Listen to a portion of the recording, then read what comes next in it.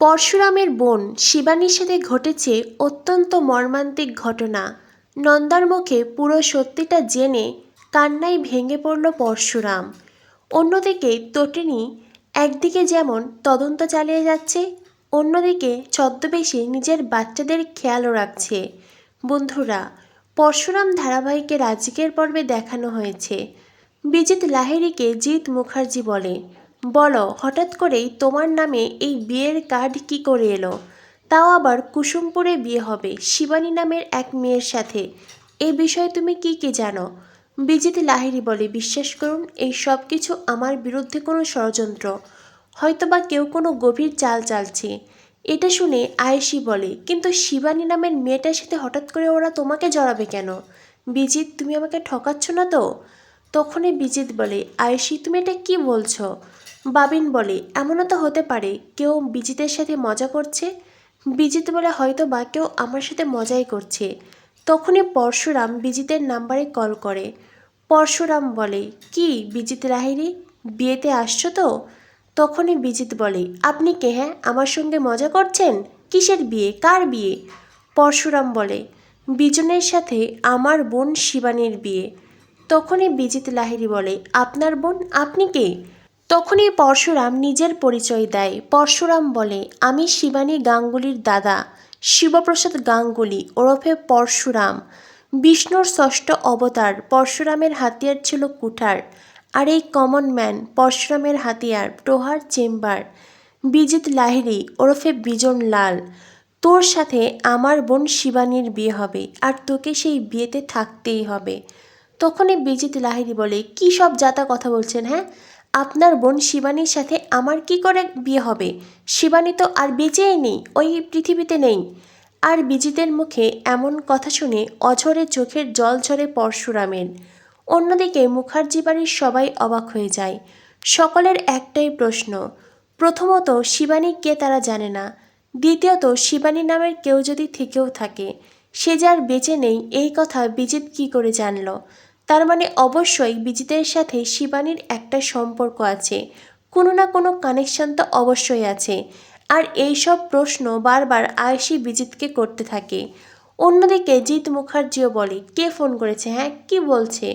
বিজিত বলে, আমাকে ফাঁসানো হচ্ছে, একটা নোংরা চালে আমাকে ফাঁসানো হচ্ছে, আপনাদের বাড়ির জামাই পরশুরাম কল করেছে।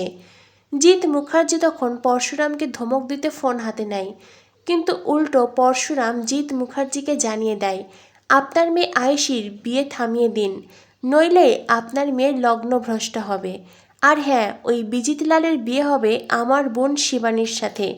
তখনই জিৎ মুখার্জি বলে, তোমার বোন এলো কোথা থেকে? হ্যাঁ, তোমার আবার বোন আছে নাকি? পরশুরাম বলে, হ্যাঁ আমার বোন আছে, শিবানী গাঙ্গুলি, আর তার সাথেই বিজন লালের বিয়ে হবে। এটা শুনে জিৎ মুখার্জি বলে, বিজন লাল? দেখো, ওইসব বিজন লালকে আমি চিনি না। পরশুরাম বলে, বিজন লালই যে বিজিত লাহিড়ী সেটা আমি প্রমাণ করে দেব। জিৎ মুখার্জি তখন বিজিতকে বলে, ও এসব কী কথা বলছে? হ্যাঁ, তোমার সাথে নাকি শিবানীর বিয়ে? তখনই বিজিত বলে, আর এটা কি করে সম্ভব? শিবানীকে তো হত্যা করা হয়েছে। আর এইটা শুনে পরশুরাম সব কিছু বুঝে যায়। এটা শুনে বাবিন বলে, তুমি কি করে জানলে? আয়েশি বলে, একদম তাই, তুমি কি করে জানলে? বিজিত বলে, আমি পরে সব বিষয় খুলে বলবো। অন্যদিকে পরশুরাম জিৎ মুখার্জিকে জানিয়ে দেয়, ব্যাস এতটুকুই জানার ছিল আমার। আর হ্যাঁ, আপনার জামাইকে বলে দেবেন এত সময় যে কথা হলো সব কথা রেকর্ড করা হয়েছে, এবারও পালানোর পথ খুঁজে পাবে না। আমার বোনের সাথে যে এত বড় অন্যায় করেছে, তাকে ঠকিয়ে প্রেমের ফাঁদে ফেলে তাকে পৃথিবী থেকেই শেষ করে দিয়েছে, তাকে আমি ছাড়ব না। আমার বোনকেও যেখানে রেখেছিল আমি ওখানে সেই মাটিতেই পুঁতে দেব। পরশুরাম ফোন রেখে দেয়। অন্যদিকে কর্ণ চ্যাটার্জি জিৎ মুখার্জিকে ফোন করে জানায়, তটিনীর এই ঘটনা পুরোটাই রহস্যজনক। জিৎ মুখার্জি বলে, মানে? কর্ণ চ্যাটার্জি বলে, মানে তটিনী গাঙ্গুলি সত্যি সত্যিই জেলে আছে কিনা সে বিষয়ে আমার যথেষ্ট সন্দেহ আছে। অন্যদিকে দেখানো হয় তটিনী ছদ্মবেশে মুখার্জি বাড়ির গার্ডেনে দাঁড়িয়ে থাকে, বাচ্চাদের জামা কাপড় আয়রন করে এনেছে, আর তারপরেই সেই জামা কাপড় নিতে লাট্টু পিকো যায়। তটিনী বাচ্চাদের জড়িয়ে ধরে তাদের আদর করে।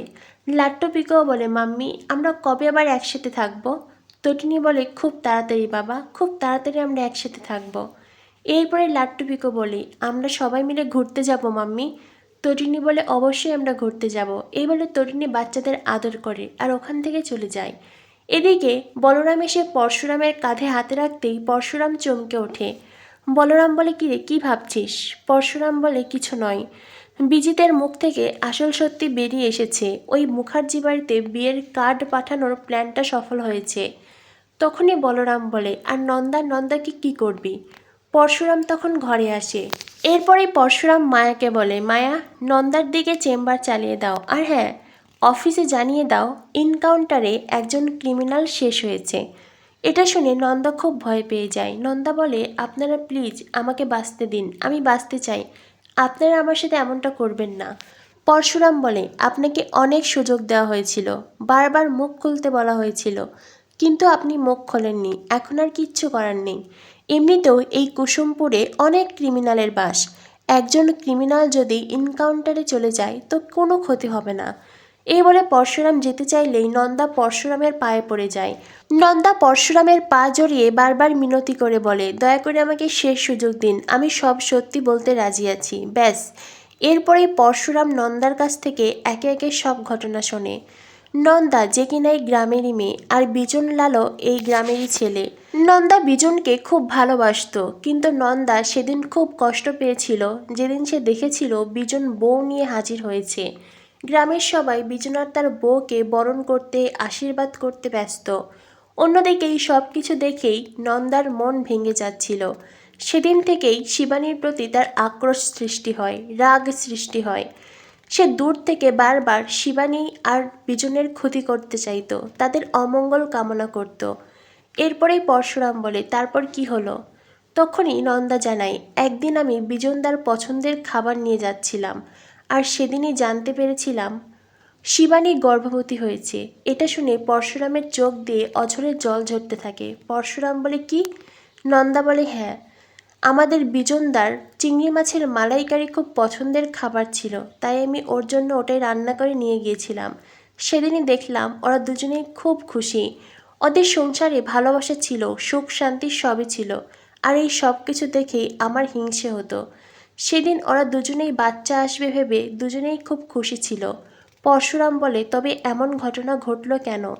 তখনই নন্দা বলে, হঠাৎ করেই জানতে পারি ওরা দুজনেই দুবাই গেছে।